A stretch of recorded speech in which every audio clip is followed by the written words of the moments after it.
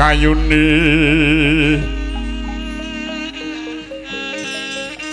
Purwasa Jati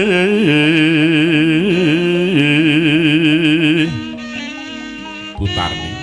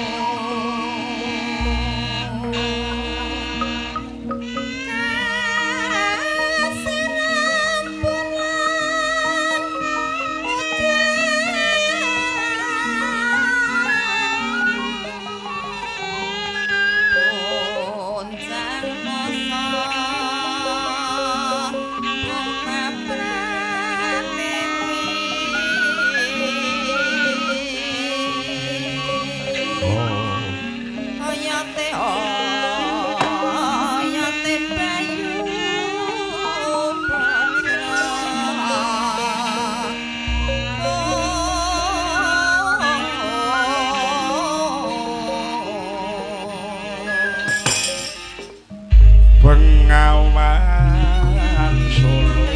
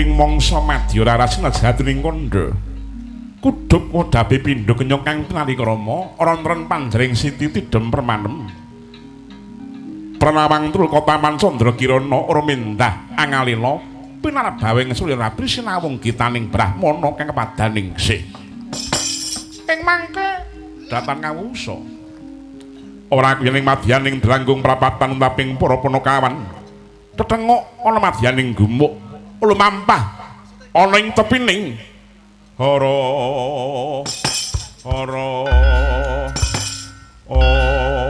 amba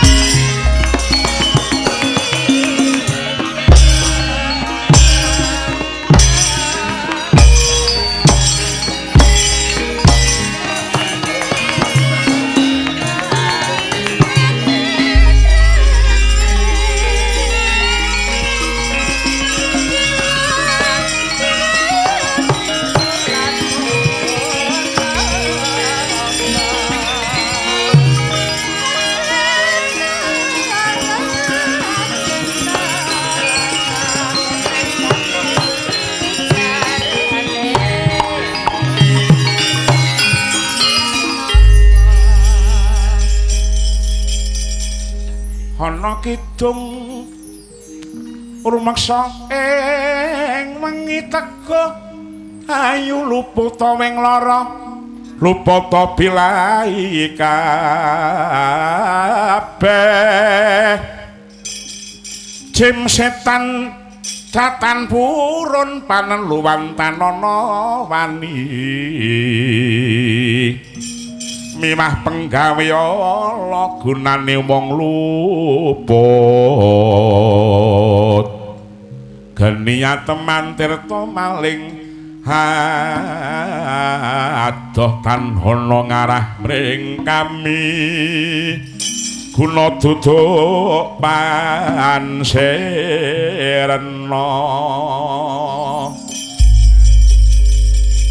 surup surya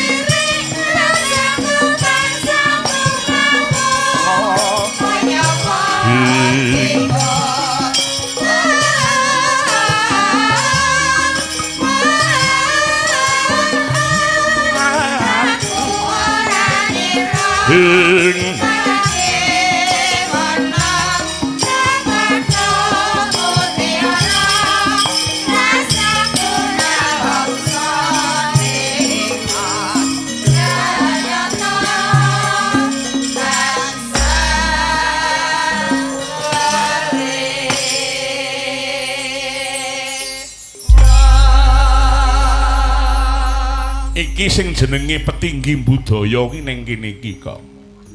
Sebabe apa? Ngerti nek to pasar hewan Rejo Kliwon ning Karangrejo Juwana Padi ki dadi beliaunya kuwi mau mengikhlaskan nanggap awake dhewe lan pargian semene gedene iki mau ditanggung kelawan Pak Darman. Iki perusahaan sing kepareng melu nanggung Jengleng Jaya utawi Jengleng Mulya berdiri sejak tahun 2009 meliputi mebel perabot rumah tangga peti jenazah dan lain-lain. Peternakan ayam meliputi nggih menika 1.000 ding 1.000 ekor sanggar waringin pembukaan pemotongan ayam. Lho iki nyata nek beliaunya ki mau seneng ning budaya ki ning kene iki. Piyai sugih ning kerep nuwun sewu dana driyah marang tangga teparone marang kabeh sing padha mirsani. Ngene iki jenenge dana rasa. Oh iya. Mula dadi wong iki sing entengan kaya Pak Darman kaya Ibu Yunita kuwi. Oh iya. Lah iya pancene lumrahe wong Jawa ki mau kaya ngono kuwi kok. Krungu yen ana sedulure iki mau lagi nandhang kerepotan, ora susah dadak ngenteni disambat agahan nawake bau suku, wong Jawa ki mau ya kudu ngono kuwi mau. Contone kanca-kanca among rasa iki mau ngerti nek mau kedadian sore mau ning sing kobongan wong perkara nuwun sewu mledhose gas lan sak panunggalane ning cantut gumregut melu ngenteng-entengi penggali Mas Taufik. Lah iya kuwi wong Jawa cara ngono kuwi mau nek jaman biyen. Nek wong jaman saiki ya ora ngono kuwi mau rek. Wong wis genah disambat bae kala mangsane isih klewa-klewa kok. Lho kuwi. Niki lho Truk sing jenenge degradasi moral ki ning kene iki. Sing bakale nuwake kemerosotan budaya bangsa ki ning kene iki. Oh iya. Duh, dengaren kok pinter men to kowe iki. saploke kancaku Mbah Su ki lho, Tru. Dadi ning kono kuwi aku pinter. Aku nek lagi ngene iki wis tenan. Pancene tak teliti bangsane dhewe dina iki lagi ngadepi mungsuh sing ora katon wujude ya kuwi kemerosotan moral utawa kemerosotan budaya. Wong Jawa padha ilang jawane, bangsa Nuswantara ilang nuswantarane. Kudune babakan iki uga dadi kawigatene para pengageng sing padha lenggah ngasta pemerintahan ngono, Tru. Kosek Gong. Ora kurang-kurang nggone budidaya babakan nguri-uri kabudayan. Nyatane uga ana nayaka negara sing jejibane ngurusi babakan kabudayan. Ya bener nanging racak lagi kulite tok. Ngibarate panganan ki mau ngono lagi tekan buntele tok ngono lho, Tru. Ngertiku ki, Gong, mosok kowe ora tau ngerti.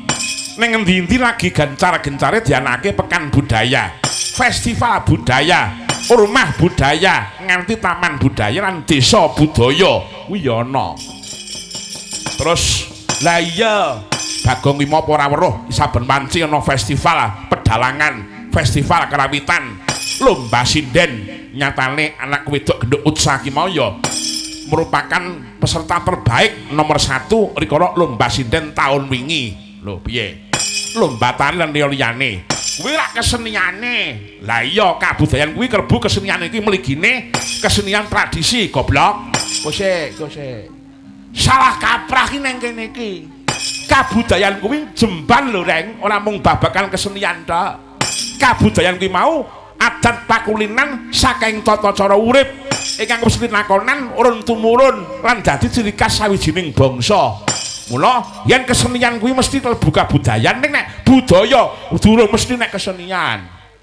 Kosek contone kabudayan sing dudu kesenian iki apa? Tak wene ngerti budayane wong Jawa mbiyen. Nek mlaku ning dalan utawa ning dalan gedhe iki mau kudu ndingkluk. Oh ngono nderek langkung. Lho ngono kuwi terus sing ning pinggir dalan nyauri nggih monggo. Kuwi kabudayan ki mau kaya ngono kuwi mau, Deng. Sing enom bekti marang wong tuwane. Sing tuwa kudu ngrumangsani tuwane. Ngono. Oh ngono kuwi. Mula nek duwe HP ki mau ya sok nggo sinau. Nggo maca berita, nggo buka-buka kawur sing migunani. Ora mung nggo nonton ek ae ora. Dadi apa ya ngono kuwi? Wah, wong cah gedhe-gedhe nek ra wala temen-temen. Wis ngrasa ngandani sing gampang, ngono. Wong kuwi kareman kok iki. Nek ra ning kuwi ora iso nyambut gawe, ngono. Lemes. Lah wah iya matur nuwun karo panjenengane Ibu Yunita Silvianti. Oh. Wis kepareng ngresmekke pasar kewan Reja Kliwon kene muga-muga dadi cagake ngurip perekonomian ana ning Reja Mulya Karangreja kene supaya tumbuh lan berkembang. Nah iya, cocok banget. Wayangan barang ya pentinge iki nuwun sewu ngubengke rejeki. Oh, perputaran ekonomi. Ana sing dodol maneka warna ku ya perputaran ekonomi. Aja didelok wayange tok ning perputaran ekonomi ya kudu mbok tonton, Reng. Oh iya. Live YouTube RHS Shooting. Oh. Ben dadi rezekine kanca-kanca RHS Shooting. Mula aku channel iki Tatu Sutanto ora munggah. TikTok ya ora munggah. Mergo sing nyekel TikTok lagi eneng masalah. Ora masalah. Tapi ya iki lagi ning rapat keluarga. Arep ngracun bapak. Ora ngono kuwi. Rapat remaji. Lah pemuda-pemudi. Oh ngono, remaja-remaji iki. Coba kaya ngapa mbok menawa piyayine mau tesih lenggah. Iki mau sing arep nyumbang bawa nggih menika bawanipun Sesideman. Wah, kap semanten Pak Ramijan ngawen Margareja Pati. Wah, Margareja iki dhisik wis tau mangan. Wis. Sasat wilayah Yuwono ki aku wis tau lagi tang desa ngadesa ngono. Oh iya. Pancen jaman dhisik kok. Saiki wis purmangsarana wis tuwa. Ngono. Generasi penerusé pedalangan Pati luwih apik, luwih hebat cara saiki. Oh iya. Wis dalang Pati laris kabeh. Saya anggar apitan ngedeh. Anak kula nang Aditya Rama kuwi nganti ora iso diselani. Wis mulih. Urung. Gek nunggoni Utsa to. Oh, mbuh. Perkara kuwi ora ngerti. Agung barang semulih. Ora. Nek tesi lenggah kok dene wis kundur ya wis, ya mengko dijoli. Ya bah, kaya ngapa? Nah. Aku nyuwun gungane karo panjenengane Ibu Wara Sutarni ki ngaturake sesideman sak dawane sisan. Oh. Yai sepuh ki diangsepe sing penting, ora kok apa-apane. Nek unine elek. Dipun tenggali pepunden kerawitan inggih kagungan gamelan Pak Darsuki saking Glonggong Jakenan Pati. Matur nuwun sanget Pak Darsuki. Waduh dan ya ngene iki tunggoni kanca-kanca seniman tegese seniman kene iki mau tetep nengenake marang paseduluran. Oh iya. Monitor Pak Dalang saking Pak Pari Sugiono. Nyuwun podang kuning Mbak Utsa. Oh, Mas Nantut Pak Sarju Junika.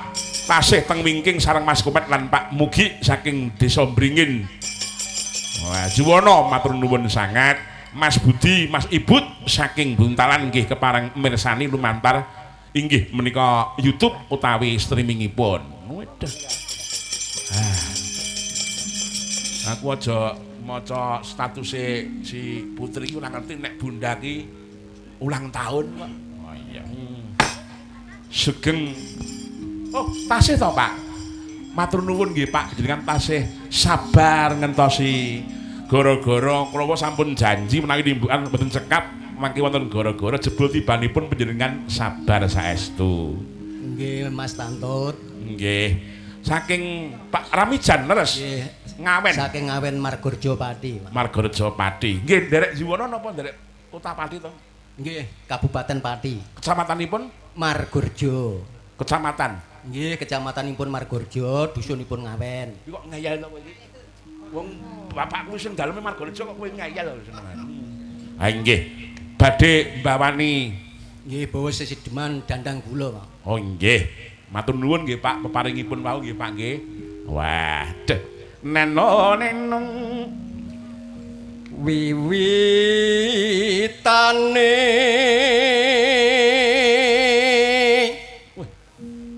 anderek sang pekek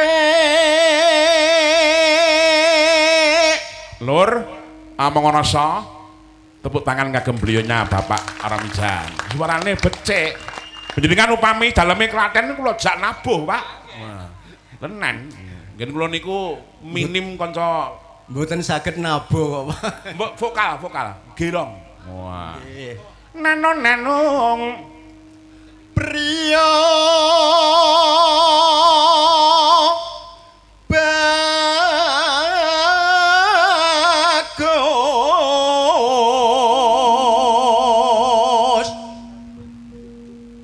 kang olah budaya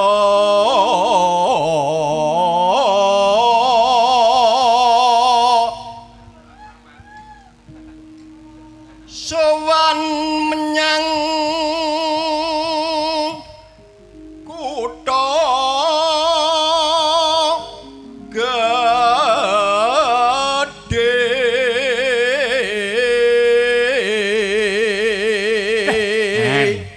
mesti njenengan teng Pati mriki nggih sok nggirong Pak mesti. mboten nate kok. Oh mboten ngetoprak. Mboten. Wayang wong tani biasa kok, Pak. Tani biasa suarane kados ngoten. Kula saben dinten teng Sabin sami kula niku. Kok endasmu. Iki tenanan kok kula niku nggih teng Sabin, Pak. Pun nandur lombok. Pun mboten nate. Modal kula 13 yuta. Mergane mung cilik.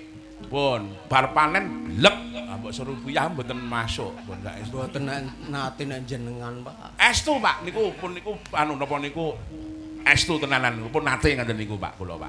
Kula winginane dalu nggih ningali wonten YouTube Mas Tantut pentas wonten alun-alun Purwodadi. Nggih. Nggih, malam Jumat. Matur nuwun nggih, Pak nggih. Utsa foto. Senengane. Nenoning ya ngeles lho. Bandara terus kayung yon selendangku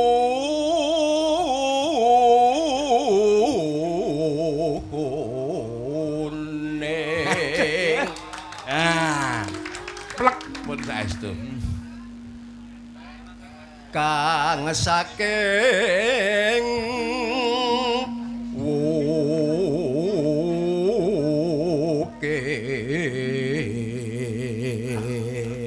dan saestu Pak juwos saestu Pak jenengan Pak swara kurang permana ning wasis angungrum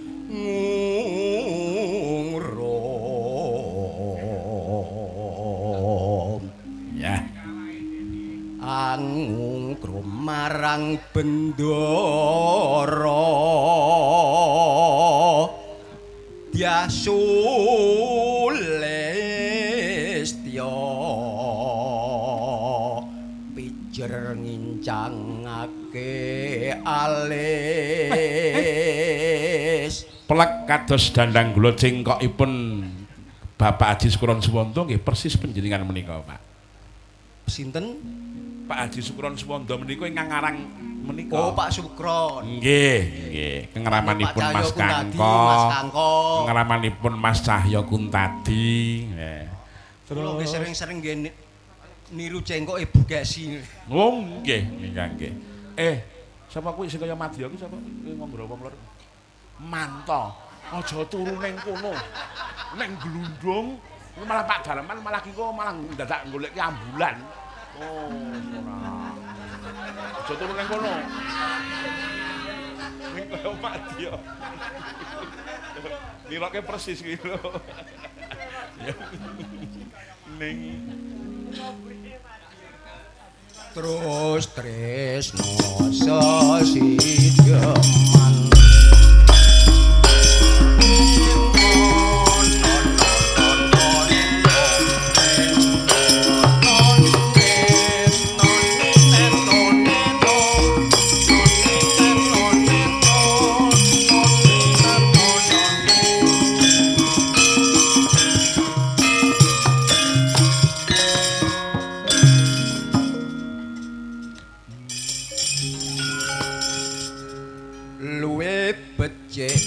patenono timbang pisan ring Kakang Sulistya arep samudana marang kuluwarga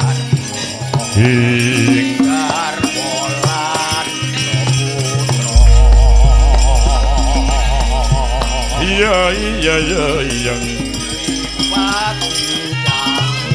alesmu kuwasa anggandang rasane ngatiku dan muslim yusmaku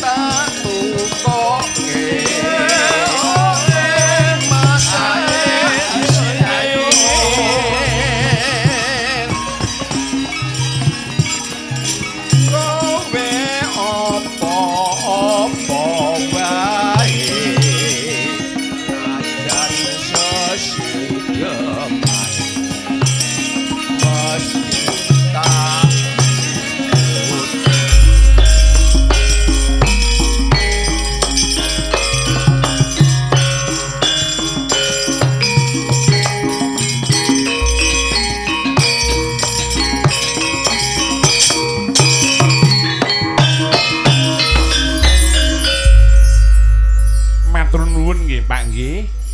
Pak Ramijan apa Pak Romijan? Pak Ramijan. Pak Ramijan nggih, matur nuwun sanget. Dados tombo kesel kula. Oh, ngeten.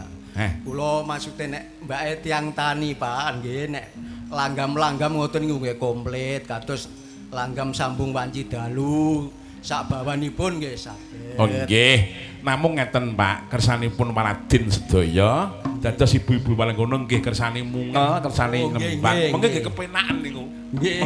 Keplok-keplok ngeten iki tok ning monggo sing diginake niku sewantenipun. Nggih Pak, matur nuwun nggih Pak nggih. Matur nuwun, kula nggih matur nuwun sanget Mas Tantut. Dawa sami-sami. Jane putra terus tersenyum. Lah iya. Rumangsa ora entuk anu ayane ra sida kok. Ah iya. Menika kula tasih wonten wingking jenengan Mas Tantut saking Pak Demul. Nggih. Tan kantun Pak Hong, sugeng enjing Mas Petruk tasih lenggah sareng Pak Mul, salam kagem Bunda Tarni. Selamat ulang tahun ke-56, panjang umur, sehat selalu. Amin. Kowe arep dikado karo Pak Hong. Wis apa? Wis bandeng. Wis sitok. Iya. Nyuwun gungane karo sapa? Nyuwun karo panjenengane anak wedok Genduk Wanda Hamidah.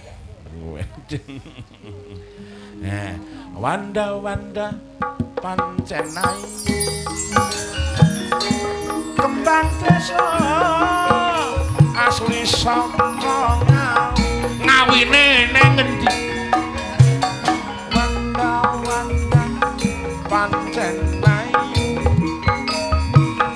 kembang desa saking ngawine ning ngendi lah iya iki nek le jan anakku gendut Depi sih lenggah wah jan blas ora ngantuk kowe nduk wah hebat kowe dadi bocah wedok sing pinunjul ya saking Mas Budi Koman nyuwun kijing miring kita antut nggih mengke kula caoske wonten panyuwunan malih inggih menika langgam karyanipun Ki Haji Sukron Suwanda nduk nggih sambung wanci dalu. Yok po? Yok po? Nggih. Saged. Insyaallah. Ha iya dibawani sing apik. Mengko langsung digarap cara kabonengan. Oh ya. Bawane kakung mawon nggih, Pak. Ora iso, ora iso. Kula bawane dereng anu e, Pak. Apa piye? Bawane dereng urung iso ngono. Neno. Maca ora apa-apa. Bergane kowe iki bocah lagi berbau kencur. Urung diobok-obok bebek. Urung diobok-obok welut. Ya ya. Welut tak ngobok-obok. Welut ki nambal. Nambah pirang lah. Ya, kaya ngapa? Waduh, nek angger. Mulut mau bareng aku tak uling. Lut, perkara engko bengi kowe iki ora apa-apa, lemu arep turu, ya. Ning kowe bareng mobil iki kowe kudu tangi, kudu ngoceh terus. Oke, Bas. Oke. Lagi tekan Kaliyasa ngkong. Modaro, Cendek, yang apa?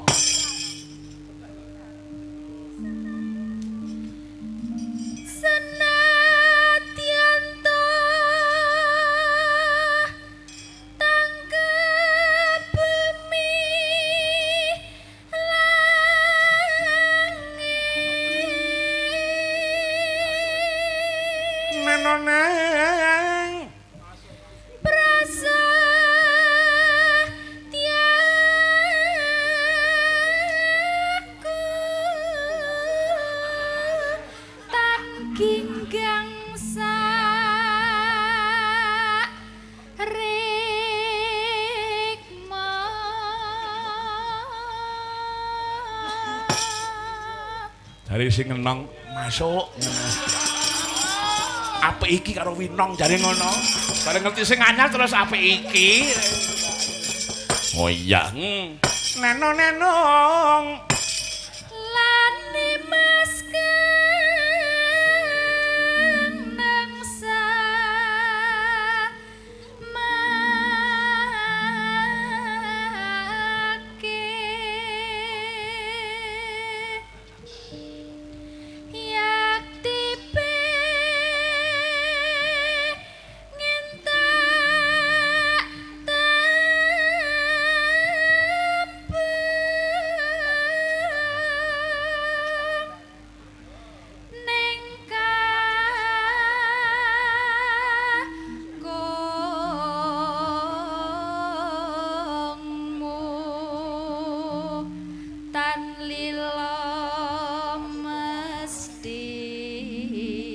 Wah.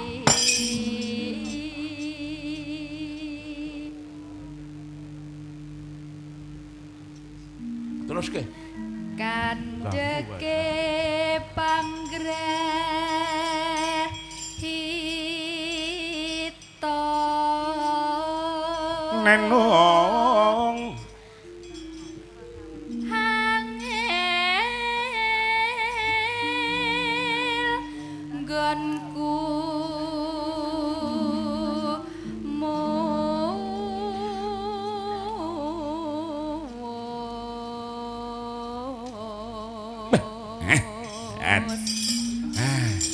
iki Bu Lurah ngersake. Oh, Bu Inggi ngersake apa? Sambel kemangi karo grajakan Banyuwangi. Oh, ini jarine Rangga mau. Kok enggak? Tenan kowe. Ora tenan tenono kowe. Tak gemboske kowe. Bocah kayane jodo diincim ae ya. Kuwi karo adi-adine jodo tak dicempiling ae. Malah mesake. Wis sing tegar karo Vito kuwi lho. Nah iya. Ya. yen rina banget nglengkara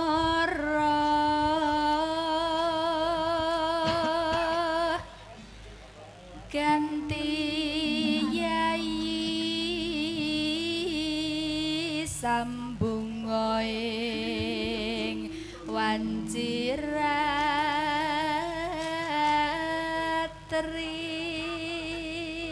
Nonanung karya usada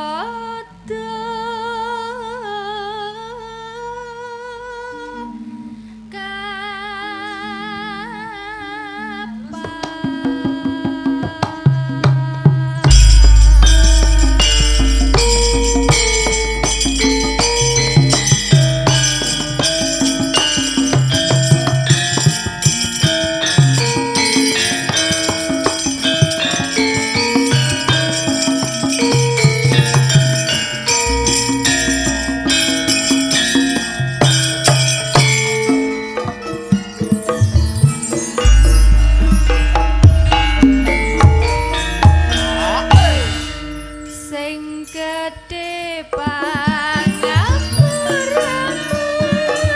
kang mas pepujaku jejer hatiku sambungku mong wanci jauh rupit dasaremu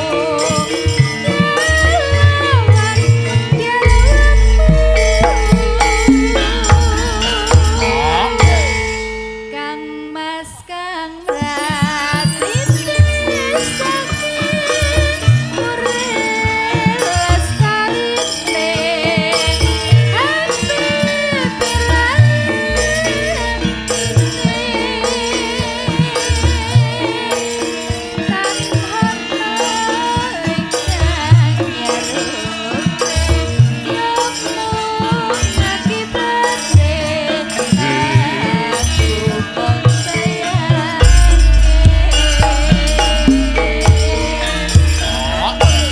Remu atiku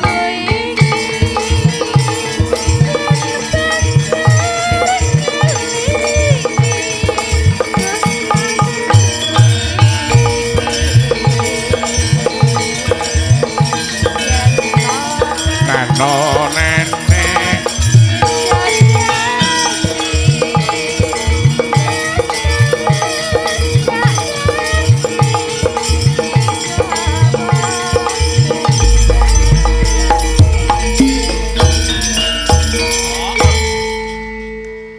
mendah boyo yen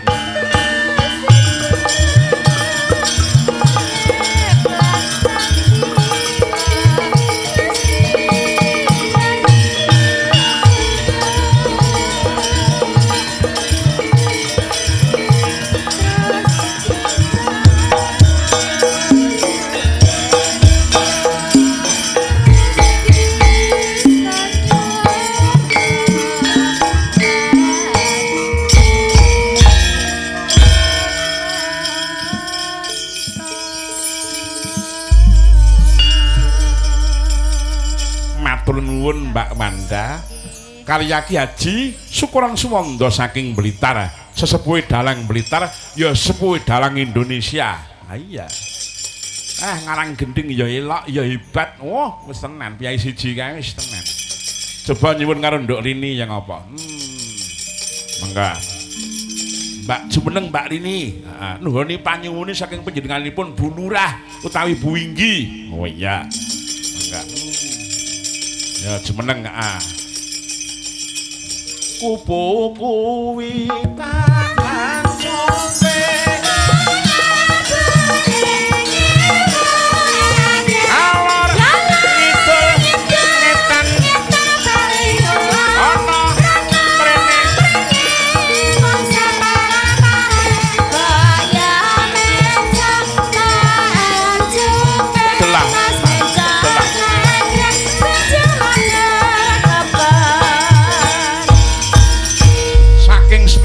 Bu Lurah Nduk Rini, beliaunya saking senenge mergo kelawan Pak Bupati, wargane ya mendukung anane wayangan iki, mula raneh lan mokal kuwi modho disaweri kabeh. Tur dasare bengi iki isih lenggah Piyayi Putri.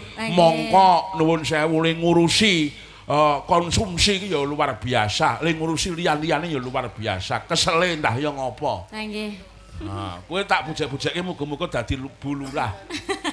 Amin. Lagi tang lurah yoga. Mikir lurah sak omahe ngelu kok, Bos, Bos. Jane sak desa marai ngelu mungkin.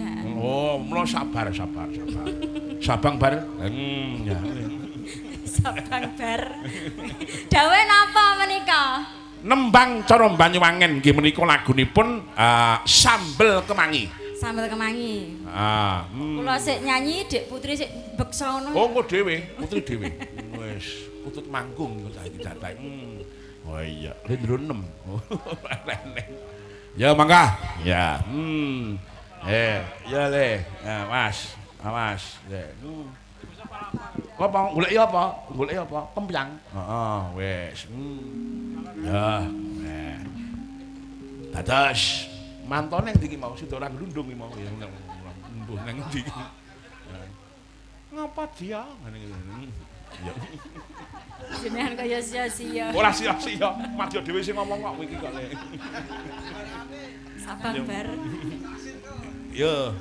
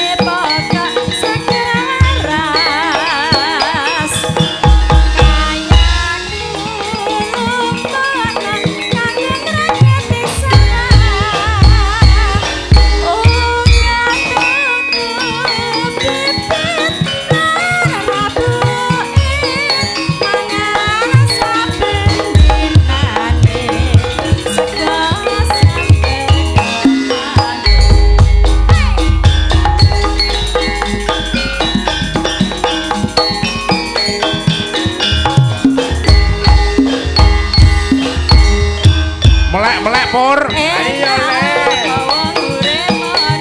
Ujune noleh.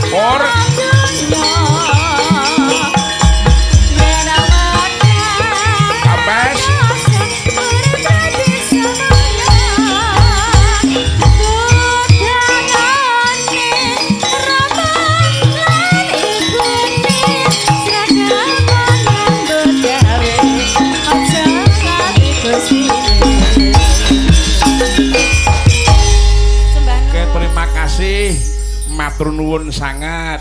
Ya. Niki mau Gus e nak ngersake Lestari to. Sik Gus, kowe mau nak ngersake Lestari to? Lestari to sampean. Dereng kok niku diaturke kok. Oh iya. Wis. Panyuwune Bu Lurah nggih menika sambel kemangi kalian Gerajakan Banyuwangi. Lah, gandeng ki mau panyuwune Bu Lurah wis tak aturke siji, kurang siji. Selingi sik Lestari. Wes, ki mau panyuwun saka Gus Arjo. Ya. Jeneng Gus Arjo. Wah, penari latar saka RPD Ucul tekan kene siji. Wes kae mesti nang kene mesti halo Bang. Oh, mengapa? Oke. Oh, Monata. Oke, Monata. Saya Romailan. Ayo Mbak Uca sing cilik ya. Suara suling kumandang swarane. Dola-dolin kapen alunine.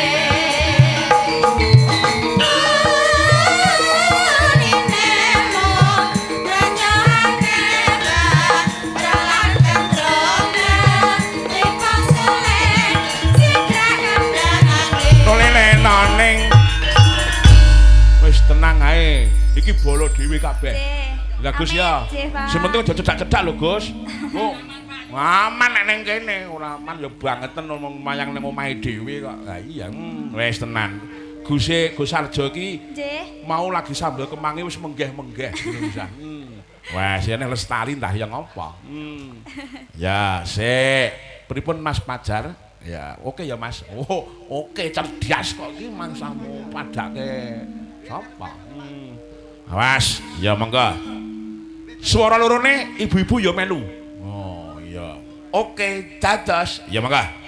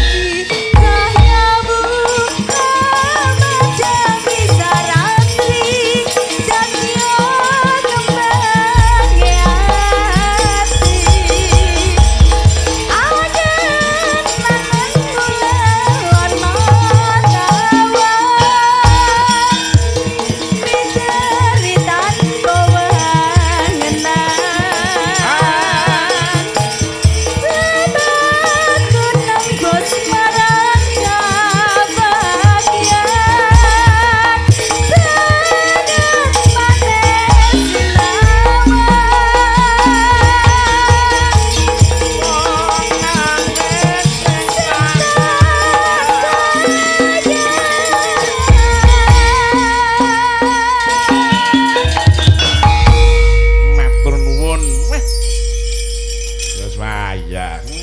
Iki saking Om Bambang saking Bakaran Wetan ingkang tasih lenggah kalian panjenenganipun Mbah Supar ngersake karemane Mbah Supar. Apa? Ya kuwi jenang gula. Sing nembang kudu putrane Mbah Supar, sing ragil sapa? Dik putrine. Oh iya. Matur nuwun Om Bambang, sehat-sehat selalu Om Bambang tuwin Mbah Supar. Matur nuwun. Saking Batu nggih hadir Mas Yuli Arno saking Batu. Waduh juragane tayub. Ayo. Matur nuwun Mas. Waduh. Dilenggahi. Iya, sesuk aja lali weling aku wingi piye. Ora digawake kok. Agundul pacul. Ya Pak Putri.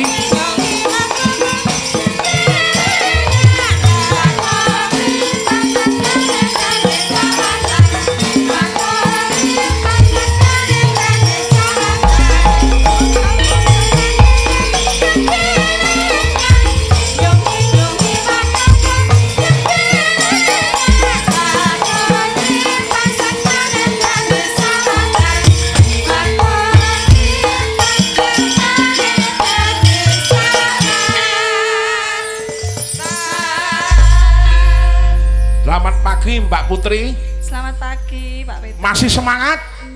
Oke. Wah, matur nuwun nadyan to melu aku ning pikirane ning Sragen. Alah. Yo jenengane kuwi. Mbok yo wis ora. Nek Putri ki adil kok, pokoke disingsik kok. Ha iya. Lho Sabaya Pati, Sabaya Mukti. Halah. Kalih Pak Tantut. Halah. Nganti diweling karo Mbah Supar, kok aja nganti anu lho, aja nganti pisah lho cah loro iki. Ngono lho. Apa bojone apa piye? Nah, bojo dalam panggung. Oh, aku karo sing ngendang kuwi Madya ki ya bojo dalam panggung. Mulai melu aku wis 30 tahun le ngomong aku. Oh. Yutane lagi 23 tahun nek aku no. Jaluk wayang. Kayak gareng ae. Ya mangga. Cenang kula. Ya, mangga Mbak. Ya.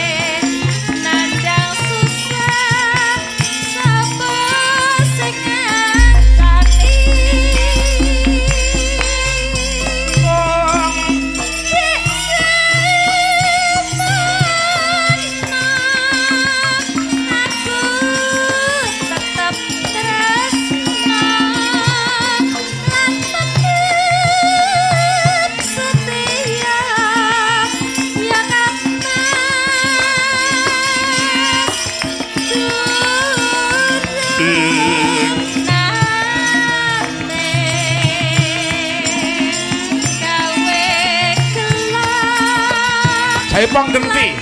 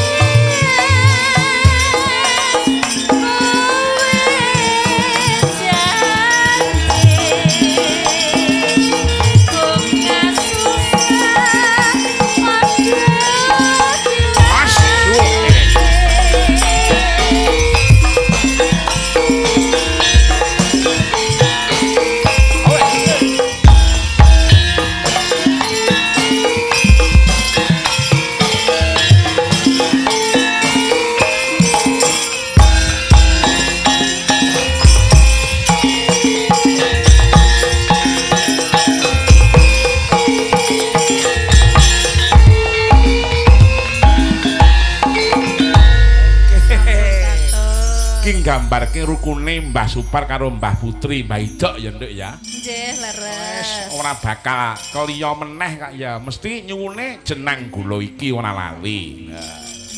Yai sepuh yang sepe kok mula nek kepengin kowe iki kajen kelingan karo anak putumu karo kanca-kancamu kabeh iki ya aja main-main sing maneka warna, ngono. Kapan aku? Rupamu nek le. Ya apa? Nyuwun gungane Mbak Utsa karo Nduk sapa? Wanda Hamidah. Lagune Gerajakan Banyuwangi. Ya.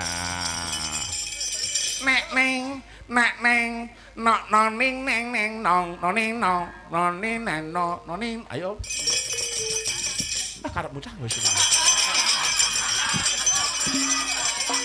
Anyel aku ngene iki. Ngandani kaya-kaya malah kaya mengkene ora kajen aku ngene iki. Lah iya, Gerajakan Banyuwangi. Duh iki siap tempur no iki boneng iki. Ora kaya ning Purwodadi wingi. Karena jadi dia jadi keliru semua.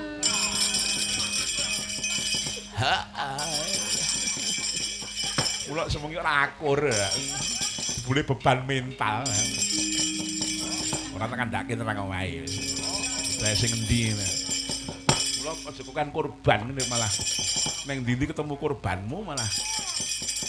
Oh iya, Gerajakan Banyuwangi panyuwun saking Bu Winggi, jenenganipun Ibu Yuni. Ya, yang apa? Ya.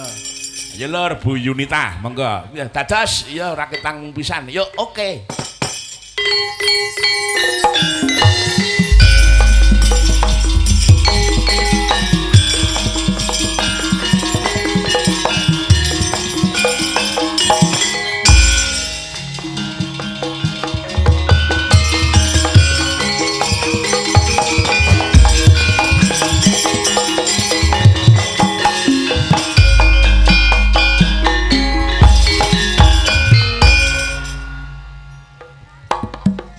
Sik mati. Ah piye to, Wek? Piye? Wis tak weling lho. Nggawa baterai kok ngomah. Diunek-unek bapakne malah wis musik muni. Oh ya. Ya. Gerajakan Banyuwangi Raina Wangi sing tau sepi lan mangkaton lan bekani Wah, Pak Darman, matur nuwun.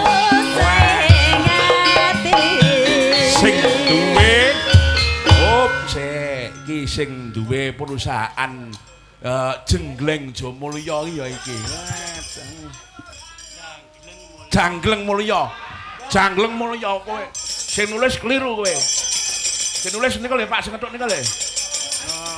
Iki Jengleng kok. Jangleng Mulya. Mung gari menehi ngene. Lah ora mari ngene kowe. Awas, Jangleng Mulya ping pindho iki pokoke. Oke, ya mangga. Oke dados. Lungguh ring pasir.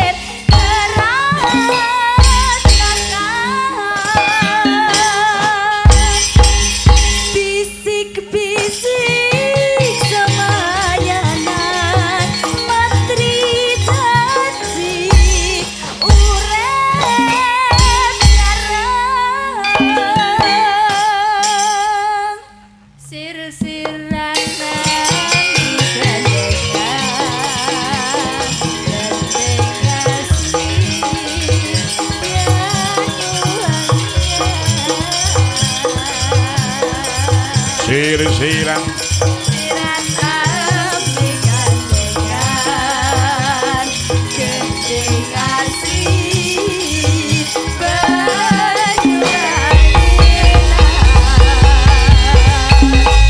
matur sembah nuwun lepati nyuwun pangapura ayo Swandara Gong ayo Nduk ya